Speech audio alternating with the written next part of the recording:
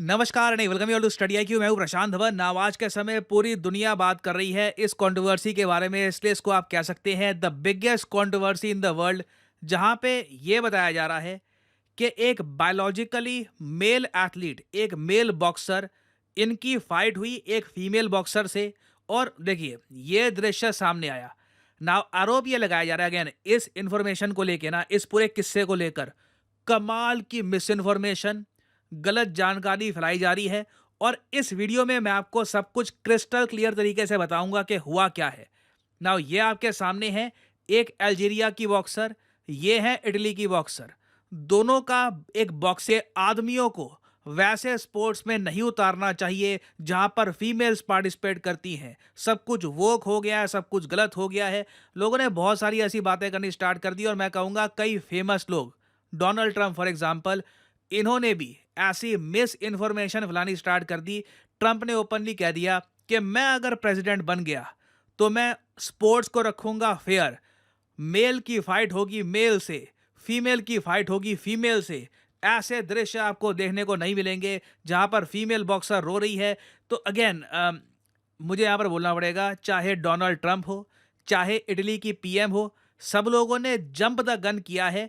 असली फैक्ट्स जानने से पहले ही कमेंट्स करना स्टार्ट कर दिया है। हालांकि मैं ये कहूंगा इन लोगों को भी मैं कंप्लीटली ब्लेम कर नहीं सकता क्योंकि सिचुएशन बहुत ज़्यादा कॉम्प्लिकेटेड है। मगर सबसे पहले तो मैं एक बात क्लियर कर दूं, ये जानना आपके लिए बहुत इंपॉर्टेंट है कि जो ये अल्जीरिया की बॉक्सर हैं इमान खलीफ, जिन पे आरोप लग रहा है कि ये बायोलॉजिकल मेल है और इन्होंने यहाँ पर इटली की फीमेल को रुला दिया ना, ये मेल नहीं है, ना ये ट्रांसजेंडर है। ये जानना बहुत ही इंपॉर्टेंट है। थोड़ा सा और सिंप्लीफाई करके आपको समझाता हूँ। यहाँ पे लोगों को डर क्या लग रहा है कि क्या हुआ है और रियलिटी क्या है। देखिए, जब हम लोग पैदा होते हैं एज ह्यूमन बींग्स, हम पैदा होते हैं, या तो हम पैदा होंगे एज मेल या फिर फीमेल। ऑफ कोर्स बाद में जेंडर फ्लूइडिटी का कॉन्सेप्ट सामने आता है कि आप एक बार को एज ए मेल पैदा हो गए मगर आप अंदर से फील करते हो कि आप फीमेल हो, तो आप एक बार को अपनी बॉडी में टेस्टोस्टेरोन को कम करके एस्ट्रोजन को बढ़ाकर आप फीमेल भी बन सकते हो। ऐसा आज के समय आप देखोगे वेस्टर्न कंट्रीज में काफ़ी ज़्यादा प्रमोट किया जा रहा है। और ये दृश्य बहुत ज़्यादा कॉमन है कि कोई आदमी मेल पैदा हुआ तो मेडिकल ट्रीटमेंट्स के बाद वो बन जाता है फीमेल।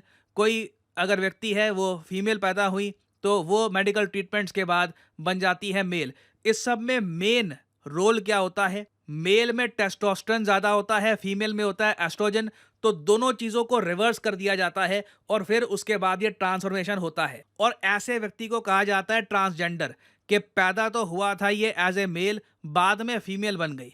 और दुनिया में कई लोग हैं जिन्होंने इस बात का फ़ायदा उठा करना फीमेल स्पोर्ट्स में बहुत सारे मेडल भी जीते हैं। इसके कई एग्जाम्पल हैं कि कोई एथलीट है, पैदा हुआ मेल। अब देखो, एज ए मेल आप पैदा होते हो तो आपका मसल मास ज़्यादा होता है, आपकी बॉडी ज़रा स्ट्रॉन्गर होती है physically.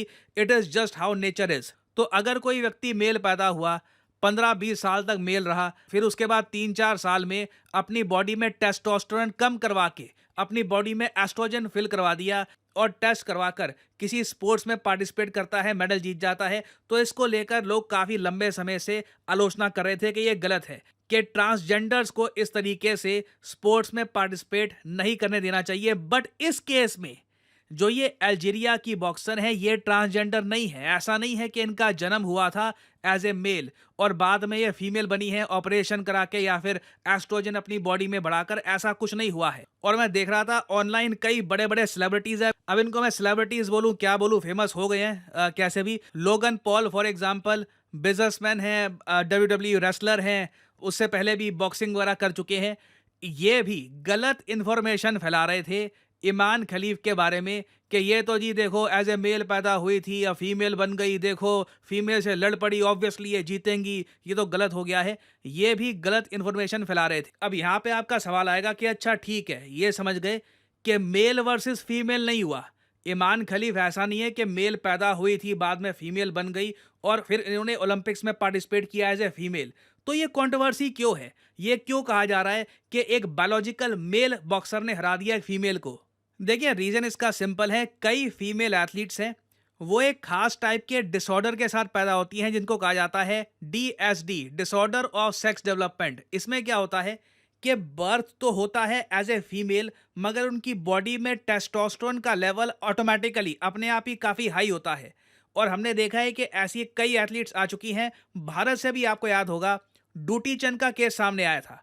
She was a female, मगर इनका जो टेस्टोस्टेरोन लेवल है ये काफ़ी ज़्यादा हाई था और इस वजह से इनको कई कंपटीशन से डिस्क्वालीफाई भी कर दिया गया था। और सिमिलर केसेस आपको और जगह भी दिखेगा, जैसे कि कैस्टर सेमेना का केस आया था, एनेथ नगेसे का केस सामने आया था, और इमान खलीफ का भी केस ऐसा ही है। इनकी बॉडी में टेस्टोस्टेरोन ज़्यादा है। बीच में एक चैंपियनशिप में इनको डिस्क्वालीफाई भी कर दिया गया था, क्योंकि देखिए कई चैंपियनशिप में रूल होते हैं कि ऐसी फीमेल एथलीट्स को अपनी बॉडी में टेस्टोस्टेरोन का लेवल फिर कंट्रोल करके रखना होगा। तो इन्होंने बाद में अपना जो टेस्टोस्टेरोन का लेवल है ये कम किया है।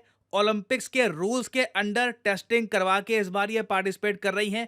तो ये एक मैन नहीं है। ये जो इस टाइप की ट्वीट्स आ रही हैं कि अल्जीरियाज बायोलॉजिकल मैन, ये एक फीमेल नहीं है। और इसलिए मैं देख रहा था नीचे कई लोग कमेंट भी कर रहे हैं ऐसी रिप्लाईज का कि lies, misinformation, higher testosterone का मतलब नहीं है कि बाय डिफॉल्ट वो इंडिविजुअल एक मेल कैटेगराइज किया जाएगा। और जो इंटरनेशनल ओलंपिक कमेटी है उन्होंने भी ओपनली कहा है कि हम अपना जो निर्णय है उसके साथ खड़े हैं। ईमान खलीफ ये फीमेल है और इसलिए जो 66 केजी की कैटेगरी है उसमें फीमेल बॉक्सर्स की कंपटीशन में इनको हम पार्टिसिपेट करने देंगे। It is fair. और अगर यहाँ पे आप ये सोच रहे हैं कि यार ये तो बहुत ज़्यादा गलत है, ऐसे तो ईमान खलीफ के सामने कौन खड़ा हो पाएगा, ये तो आराम से गोल्ड मेडल जीत लेंगी। नहीं, ये इससे पहले बाकी फीमेल से मैचेस हार भी चुकी हैं। 2020 ओलंपिक्स में जो आयरलैंड की काइलिन हैरिंगटन थी, उन्होंने ईमान खलीफ को हराया था। अगेन मैं रिपीट करूंगा, ये ट्रांसजेंडर नहीं है, ना मेल है। अब अगला क्वेश्चन यहाँ पे आप ये पूछेंगे, अच्छा ठीक है, तो फिर ये इतना हो हल्ला क्यों हो रहा है? पिछले कुछ सालों में जैसे मैंने आपको बताया, ऐसा देखा गया है कि ट्रांसजेंडर एथलीट्स फीमेल एथलीट्स को हराकर मेडल जीत रहे हैं और कई लोगों ने इस बात का विरोध किया है। तो ट्रंप को लगा कि यहां पर भी सेम केस हो रहा है। जॉर्जिया मेलोनी को भी, लोगन पॉल को भी लगा कि ये वही केस हो रहा है। इसलिए लोगों ने ये बोलना स्टार्ट कर दिया कि unequal match, keep man out वगैरह, जबकि ऐसा कुछ हुआ नहीं है। तो अभी होगा क्या, मैं आपको बता दूं, ईमान खलीफ अल्जीरिया की ये अगले राउंड में आगे जाएंगी। ऐसा नहीं है कि ये हो हल्ला होने के बाद इनको कंपटीशन से निकाल दिया जाएगा। अब ये रोई क्यों है ये जाने। अगेन कोई ऐसा नहीं है कि इनको किसी मेल से लड़वा दिया गया था। ये जो एथलीट है ईमान खलीफ, ये इससे पहले हार चुकी हैं। ऐसा भी नहीं है कि आज तक कोई मैच नहीं हारी। तो अगेन ये कंट्रोवर्सी होनी तो नहीं चाहिए थी, मगर मुझे याद है इंडिया की दुती चंद के साथ भी ऐसा हुआ था। और यहाँ पर नीड यही है कि लोगों को प्रॉपर नॉलेज मिले, लोग जाने कि रियलिटी क्या है। अब जैसे मैंने आपको समझाया है बिल्कुल सिंप्लीफाई करके, ये एक्सप्लेनेशन काफ़ी कम जगह आपको मिलेगी। तो ज़्यादातर लोग देखिए जो देखते हैं कि ट्रंप ने क्या कहा है, जॉर्जिया मेलोनी ने क्या कहा है, लोगन पॉल ने क्या कहा है, तो लोग वही मान के आगे चल देते हैं। मैं उम्मीद करता हूँ यहाँ पे आपको कुछ क्लैरिटी मिली होगी। मैंने अपनी साइड से कोशिश करी है कि जो रियलिटी है सिचुएशन की आपको पता लगे। और फाइनली यहाँ पे मैं आपसे पूछूंगा एक क्वेश्चन। स्वप्निल ने हाल ही में जीता है भारत का तीसरा ब्रॉन्ज मेडल। आपको बताना है कि भारत का जो तीसरा ब्रॉन्ज मेडल आया है ये किस कैटेगरी में आया है, किस स्पोर्ट में हमने जीता है थर्ड मेडल। ये है यहाँ पे आपकी ऑप्शन, शूटिंग, बॉक्सिंग, जूडो या फिर टेनिस। कमेंट सेक्शन में करिए उत्तर। जो लोग सही आंसर देंगे उनकी कमेंट को मैं हार्ट दे दूंगा ताकि बाकी लोग समझ पाए कि सही आंसर क्या है। और फाइनली आप लोगों के लिए इंपॉर्टेंट मैसेज, स्टडी आईक्यू का Pratigya batch, the most enrolled batch in Study IQ's history. बहुत सारे बच्चों ने from all over India Study IQ के प्रतिज्ञा इवनिंग बैच में एनरोल किया है।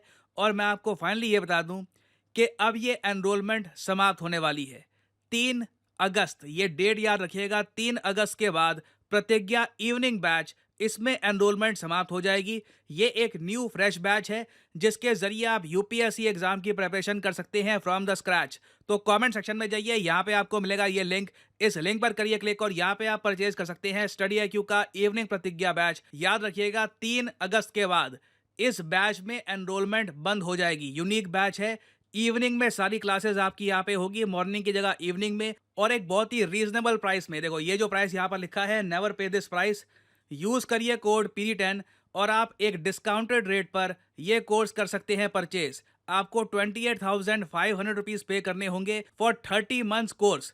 30 महीने तक आपके पास टाइम होगा। आप आराम से प्रिपेयर करके खुद को रेडी करके एक जेन्युइन अटेम्प्ट दे सकते हैं यूपीएससी एग्जाम का, क्योंकि ये कोर्स में आपको मिलती है live classes, 1-to-1 mentorship, answer writing programme, prelims test series. और स्टडी आईक्यू ओपनली ये भी कहता है आप प्रीलिम्स क्लियर करिए, जो भी आपने पैसा भी भरा है ना, ये हम आपको रिफंड कर देंगे। और साथ ही साथ इसी परचेज में, मतलब पैसा तो आपको वापस मिल गया, साथ ही साथ अब स्टडी आईक्यू मेंस और इंटरव्यू की भी जो आपकी तैयारी है वो करवाएगा। आपको ऑप्शन दी जाएगी कि या तो आप अगर अपने घर से ही तैयारी करना चाहते हैं वो भी आप कर सकते हैं।